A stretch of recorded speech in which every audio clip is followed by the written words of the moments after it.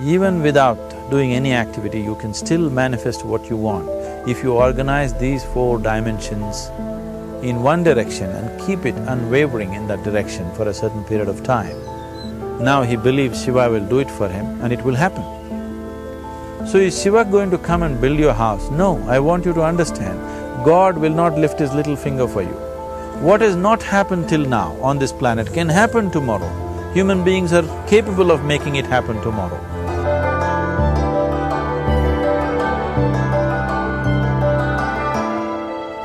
Everything we as human beings have created on this planet was essentially first created in our minds. All that you see, which is human work on this planet, first found expression in the mind, then it got manifested in the outside world. The wonderful things that we have done on this planet and the horrible things that we have done on this planet, both have come from the human mind. So if we are concerned as to what we create in this world, it's extremely important that first of all we learn to create the right things in our mind, how we keep our minds. If we do not have the power to keep our minds the way we want it, what we create in the world is also going to be very accidental and haphazard. So learning to create our minds the way we want is the basis of creating the world the way we want.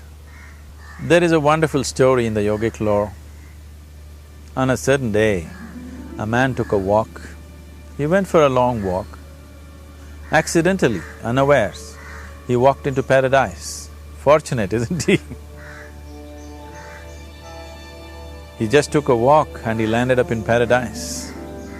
After this long walk, he felt little tired.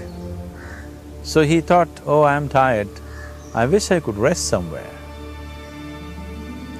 He looked around, there was a nice tree, underneath which there was very cushiony grass. So it was inviting. He went and put his head down there and slept. After a few hours, he woke up, well rested, and he thought, oh, I'm well rested, but I'm feeling hungry, I wish I had something to eat. And he thought about all the nice things that he ever wanted to eat in his life. And instantly, all those things appeared in front of him. You need to understand, there the service is like that. Hungry people don't ask questions. Food came and he ate. Stomach became full. Then he thought, oh, my stomach is full, I wish I had something to drink. All the nice things that he ever wanted to drink, he thought about it and all of them just appeared in front of him. Drinking people also don't ask questions, so he drank. Now with a little bit of alcohol in him, you know Charles Darwin told you, all of you are monkeys, your tail fell away. Not me, Charles Darwin told you that you were all monkeys and your tail fell away and then you became human. Yes, definitely the tail fell away. But the monkey, in yoga, we always refer to an unestablished mind as markata, which means a monkey. Why we are referring to the mind as a monkey is, what are the qualities of a monkey? One thing about a monkey is, it's unnecessary movement. And another thing about the monkey is, if I say you're monkeying somebody, what does it mean? Imitation. Monkey and imitation have become synonymous. So these two essential qualities of a monkey are very much the qualities of an unestablished mind. Unnecessary movement, you don't have to learn it from the monkey, you can teach it to the monkey. And imitation is full-time job of the mind. So when these two qualities are on, a mind is referred to as a monkey. So this monkey became active within him. He just looked around, thought, what the hell is happening here? I asked for food, food came. I asked for drink, drink came. There must be ghosts around here. and ghosts came. Oh, the ghosts have come, they're going to surround me and torture me, he thought. Immediately the ghosts surrounded him and started torturing him. Then he started screaming in pain and said, oh, they're going to kill me, and he died. Just now he said he's a fortunate being. The problem is he was sitting under a kalpavriksha or a wishing tree. He asked for food, food came, he asked for drink, drink came, he asked for ghost, ghost came, he asked for torture, torture came, he asked for death, death happened. Now don't go looking for these kalpavrukshas in the forest. You can barely find a tree these days. A well-established mind, a mind which is in a state of samyukti, is referred to as a kalpavriksha. If you organize your mind to a certain level of organization, it in turn organizes the whole system. Your body, your emotion, your energies, everything gets organized in that direction. Once all these four dimensions of you, your physical body, your mind, your emotion and the fundamental life energies are organized in one direction, once you are like this, anything that you wish happens without even lifting a little finger actually. It would help to assist it with activity, but even without doing any activity, you can still manifest what you want if you organize these four dimensions in one direction and keep it unwavering in that direction for a certain period of time. Right now the problem with your mind is, every moment it is changing its direction. It is like you want to travel somewhere and every 2 steps if you keep changing your direction, the question of you reaching the destination is very remote unless it happens by chance. So, organizing our minds and in turn organizing the whole system and these 4 basic dimensions of who you are right now in one direction, if you do this, you are a kalpavruksha yourself. Anything that you wish will happen. But right now, if you look at your lives, everything that you have wished for till now, if it happens, you have finished. Everything and everybody that you have desired for, if all of that lands up in your house today, could you live with that? Once we're empowered like this, it's very important that our physical action, emotional action, mental action and energy actions are controlled and properly directed. If it is not so, we become destructive, self-destructive. Right now, that is our problem. The technology, which is supposed to make our life beautiful and easy, has become the source of all the problem that we are destroying the very basis of our life, which is the planet. So what should have been a boon, we are making a curse out of it. What has brought incredible levels of comfort and convenience to us in the last 100 years or so has also become a threat to our life simply because we are not conscious action, we are in a compulsive state of action. So organizing our minds fundamentally means moving from a compulsive state of activity to a conscious state of activity.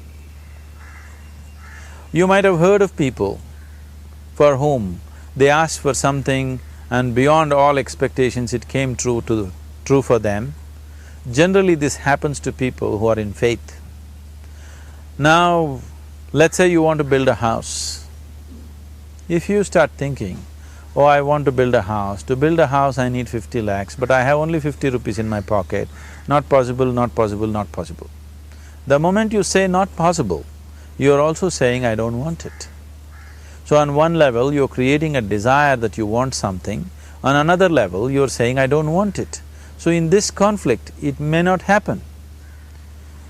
Someone who has some faith in a god or in a temple or whatever, who is simple-minded. Faith works only for those people who are simple-minded.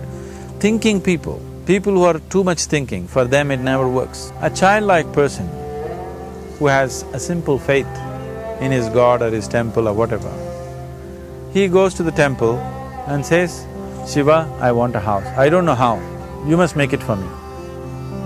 Now in his mind there are no negative thoughts. Will it happen? Will it not happen? Is it possible? Is it not possible?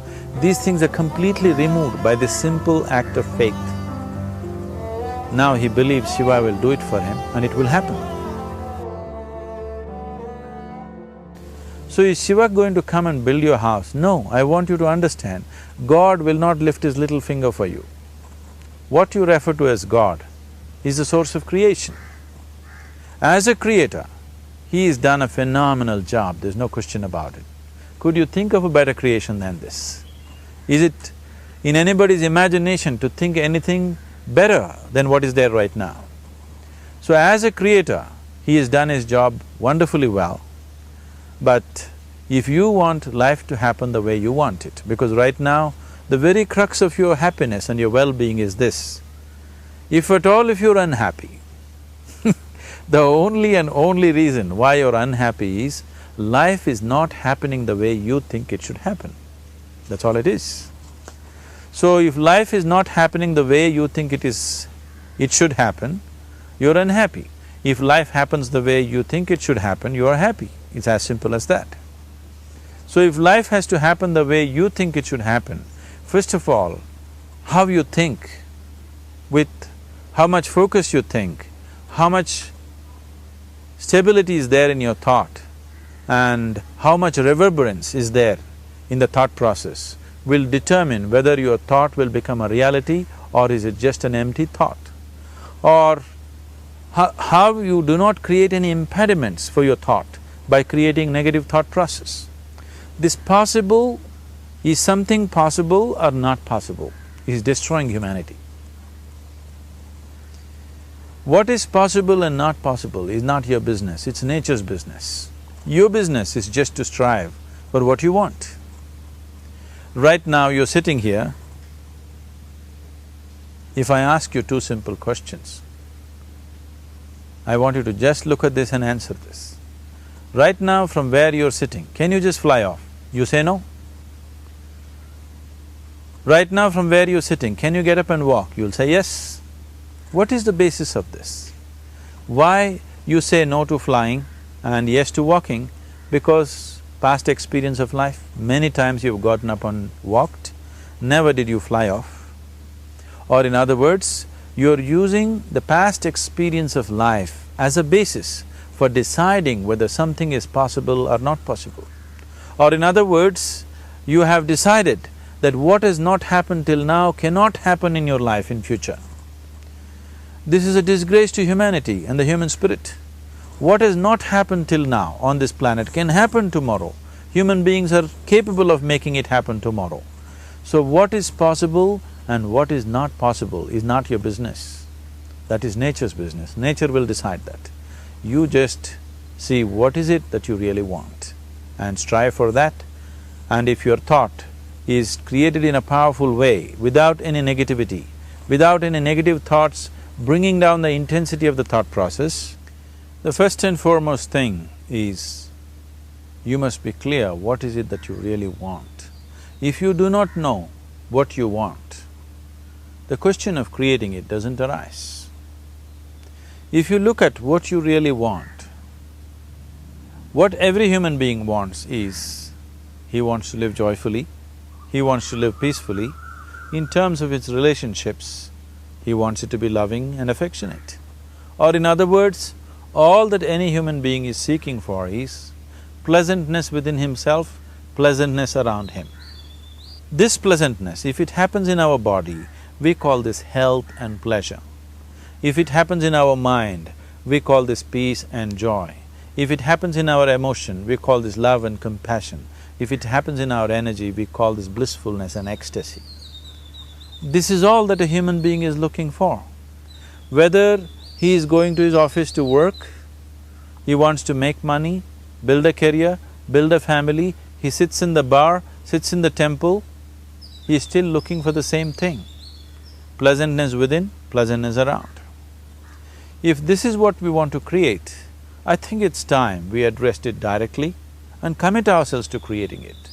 So you want to create yourself as a peaceful human being, joyful human being, loving human being, a pleasant human being on all levels. And do you also want a world like this? A peaceful world, a loving world, a joyful world? No, I want greenery, I want food. When we say a joyful world, that means everything that you want has happened.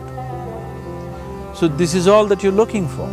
So all that you need to do is commit yourself to creating it, to create a peaceful, joyful and loving world, both for yourself and everybody around you. Every day in the morning, if you start your day with this simple thought in your mind, that today, wherever I go, I will create a peaceful, loving and joyful world. If you fall down 100 times in the day, what does it matter? For a committed man, there is no such thing as failure. If you fall down 100 times, 100 lessons to be learnt. If you commit yourself like this to creating what you really care for, now your mind gets organized. Once your mind gets organized, the way you think is the way you feel, your emotion will get organized. Once your thought and emotion is organized, your energies will get organized in the same direction. Once your thought, emotion and energies are organized, your very body will get organized. Once all these four are organized in one direction, your ability to create and manifest what you want is phenomenal. You are the creator in many ways.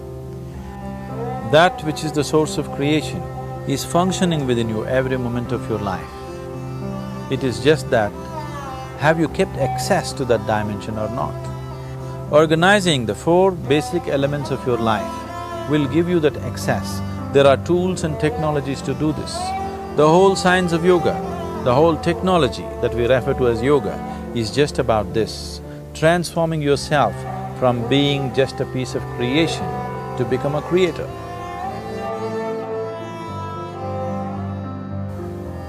It is my wish and my blessing that every human being in this world should have this access to the source of creation within himself so that he can function here as a creator, not just as a piece of creation.